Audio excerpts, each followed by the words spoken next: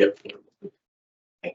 Good evening, ladies and gentlemen, and welcome to the meeting of the Georges River Local Planning Panel for Thursday, 4 December 2025.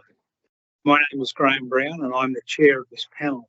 The panel is currently streaming from Georges River Council offices in McMahon Street, Hurstville.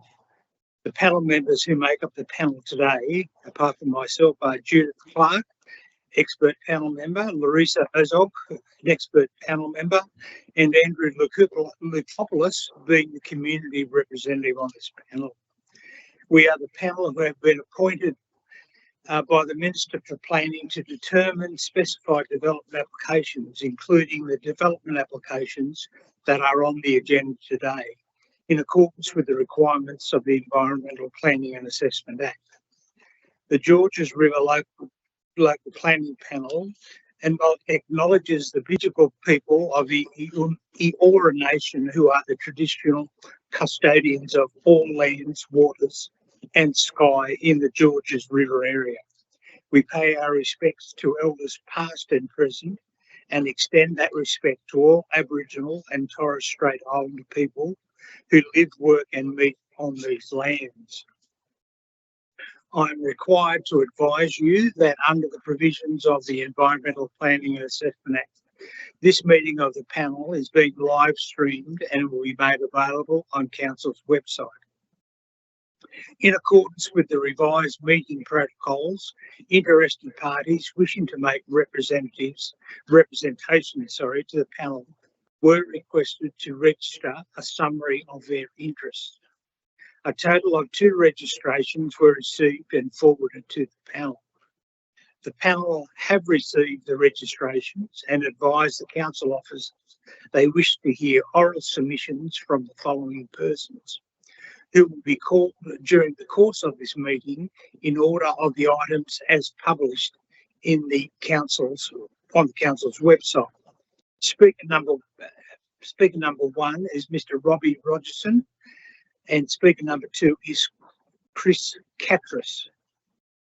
As required by Local Planning Panel Code of Conduct, panel members are required to disclose any conflicts of interest in respect of any matter on the agenda for a panel meeting. The relevant forms as prescribed by the New South Wales Department of Planning have been completed and are tabled for council to be included in the online minutes of the meeting. No panel member has disclosed any conflict of interest in any matter on today's agenda. The panel have received completed assessment reports from council staff for 5 development applications. The panel have undertaken inspection of the sites and nearby locality for the 5 matters on the agenda today. We will deal with each application in order as published on the council's website. The first is DA 2025/0068, 176 to 178 Princess Highway, Beverly Hills. Number 2, DA 2025/0282, 1 to 5 Stanley Street and 1 to 11 Princess Highway, Cogra. Number 3, DA 2025/0258, 8 Beach Street, Blakehurst. Number 4, DA 2025/0172, 22 Pleasant Way, Blakehurst. And 5, DA 2024/0378, 16 Peak Parade, Peakhurst. As we progress through this matter on the agenda, only those persons who have registered to speak will verbally be able to make representations to the panel. Each person who has registered to speak is requested to limit their presentation to 3 minutes. I would ask those persons that are invited to speak to the panel via Teams that they speak clearly and of a volume that will project into the speakers to assist those viewing the live streaming so they can hear clearly what is being said. To manage the live streaming process, all speakers should leave their camera and microphone turned off until their turn to speak is called. At this time, I remind these people that any defamatory, discriminatory or offensive language used may result in the author being exposed to liability to which council and the panel take no responsibility. Once we have heard all the oral submissions on the particular application, we will move on to the next application. Members of the public are free to continue to listen to the broadcast. The determination of the application will be made in closed session, which will not be live streamed or recorded. The determination will be available on Council's website once confirmed by the panel and usually within 2 to 3 days of the meeting being held. We will now call the first item. The first item is 176 to 178 Princess Highway, Beverley Park. The speaker we have for that is Robbie Rogerson. Mr. Rogerson, or are you there? I presume it's Robbie. Yes, it is. Can you hear me? Yes, I can. Can you proceed? Thank you. My camera's on. Is that on? Can Yes. you see me? Yes. Okay, great. Okay, Chair and panel members, thank you for hearing me today. As Chair of the Body Corporate Committee, I represent the owners and residents of 5 to 9 Wayuna Street, Beverley Park. We object firmly and unequivocally to DA 20250068. With respect, this application not only is not a minor variation, it is a wholesale breach of the planning controls, a direct threat to the amenity and safety and dangerous precedents for our community. Height and overdevelopment. The proposed 8-storey, 27.3 metre structure flagrantly exceeds the 21 metre limit for R3 zoning. Beverley Park's character is defined by 6 to 7-storey buildings. We all purchased our homes trusting council would enforce these controls. To approve this breach would betray our trust and permanently alter our suburb. Precedents and planning integrity. If this application is approved, what message does this send? That planning controls are option, that developers can gamble on non-compliance and win? Such a precedent erodes council's credibility and invites further breaches. Once integrity is lost, it cannot easily be restored. Amenity impacts. The harms are tangible. Even council's own evaluation supports our position. District views destroyed, stripping of property values, solar access reduced, overshadowing affecting health and well-being, with the most significant impact on our communal rooftop garden, one of the reasons we all purchased here, which will now be completely dominated by this construction. Privacy compromised, with direct overlooking into homes. This will be the only property that overlooks all apartment complexes in the area. Oral privacy diminished. As density rises from 25 to 31, being so close to the noise impact will be devastating on our community. Supporting documentation comparing DA 2025-068 with the approved DA 2020-0462 confirms these impacts. It's not speculation, it's evidence. Setback and structural concerns. The ADG and regulations require a minimum of 9 metre separation above 6 floors, not 6 metres as proposed. This proposal also offers only 4 metres of underground car park. That's reckless. Mascot Towers showed us the cost of poor oversight, subsidence, displacement and financial ruin. Are we prepared to risk repeating it here? Panel, you are the guardians of planning integrity. Approving DA 2025-068 would not only permit one non-compliant building, it would open the door to a wave of similar breaches. It would tell residents their trust in council was and is misplaced. We urge you, refuse this application, uphold the rules you are sworn to enforce, protect the residents who rely on you. Do not allow Beverley Park to become another cautionary tale of failed oversight. Now, panel, I know I've just about run out of time, but if I could ask for just your indulgence for a further 20 seconds, I would really appreciate it. Yes, please go ahead. Okay, affordable housing. The developer claims to provide affordable housing. In reality, premium courtyard apartments, G01 to G04, are being designated affordable. Courtyard apartments are among the most expensive units in most apartment blocks, commanding high rents. This could be seen as profiteering disguised as compliance. thereby potentially undermining the very purpose of the affordable housing scheme. Melbourne currently has 8,000 units that are unrentable because it's too expensive. These units lay dormant. Let's not have developers put us all in the same position with high value rental properties laying dormant whilst people can't afford to rent them. Thank you, panel. Thank you. Panel members, any questions for the speaker? Yeah, I do. Hi, can I just ask, you're not directly behind, are you at an angle? Are you diagonally across the No, we are 5 to 9 is, for the want of a better statement, 2 apartments. They're joined together, but it's 2 apartments. Apartment 9, Wyona Street, is directly behind it. Right, okay. And the issue is that it overlooks that part of the apartment and all of the apartments, sorry, the apartment block and all of the apartments in that side. Okay.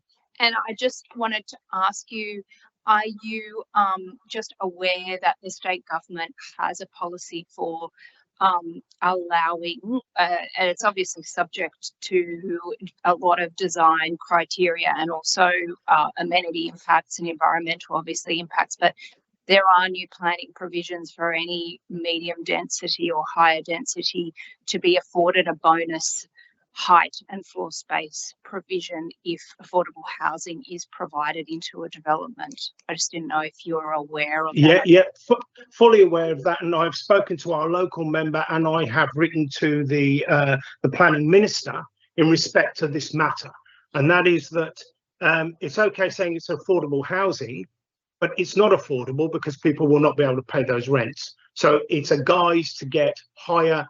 To get more apartments in, which in turn is for the developers' benefit, not necessarily for affordable housing. In addition to that, although the state government have said that there are benefits, you can increase the height in relation to affordable housing, that doesn't mean that you can't move the properties back to what is legislated and in the DGA. This property is still going to be 6 meters from our boundary line. In addition to that, because it's had its car park increase, the car park area increase, that's only going to be 4 meters away.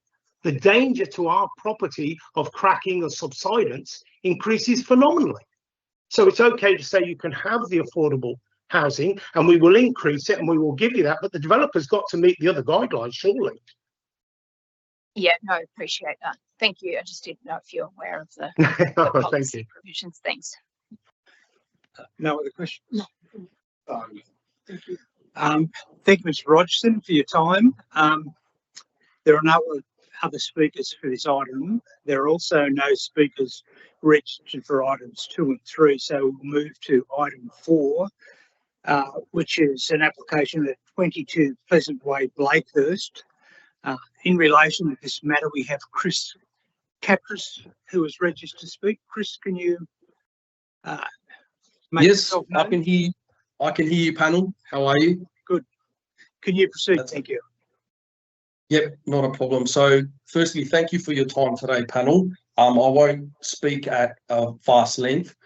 So, my name's Chris Catras, and I'm a registered architect in New South Wales, Queensland, and Victoria, and also a registered design practitioner in my own right under the Design, Building and Practitioners Act in New South Wales. I've been instructed by Mr. and Mrs. Anonis, owners of 20 Pleasant Way, Blakehurst, site immediately to the east of the subject site, to provide a formal objection to the development application DA 2025 -0172 at 2022 Pleasant Way, which is my client's immediate western neighbour. We need to make it clear to the council that my client does not have an issue to the development application with regards to the proposition of a new residence. However, they do object to the design of the proposed new residence, specifically as the design relies on numerous non-compliances to the main council legislative control, such as, but not limited to, the maximum 9 metre height limit and 0.38 to 1 maximum allowable floor space ratio as stipulated in the Georges River LEP 2021.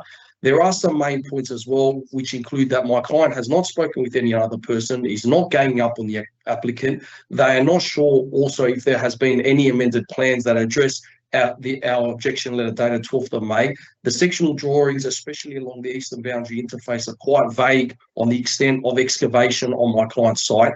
And my clients are also very concerned about the additional view loss. This is a byproduct of the excessive built form and height. The drawings for the subject site also do not indicate comparisons of where the proposal starts and finishes with respect to the existing building on site. The extent of non-compliances for the development application are surprisingly large for a single residence. Typically, in our vast experience, non-compliances to a breach in height limit and an exceedance of the maximum floor space ratio are typically relied upon in much larger medium to high density development applications. It is quite rare that a single residence development application would rely on both non-compliances to height and FSR, which are legislative controls within the Georges River LEP. This means that the applicant's town planner must provide a clause 4.6 variation statement for each LEP non-compliance, which must justify to the council appropriate reasons, which may include case law for council to accept or even consider these non-compliances. With regards to the clause 4.6 variation statements, the arguments put forward to the council and the panel largely rely on the fact that the proposed development is compatible within the surrounding properties. However, by being compatible, the proposed single residence must also comply with the height, bulk and scale of the existing and desired future character of the locality, albeit at least seek no more than a 10% variation. As indicated, the variations sought in the proposed design are 12.6% for the FSR and 28% in height, which are completely unacceptable.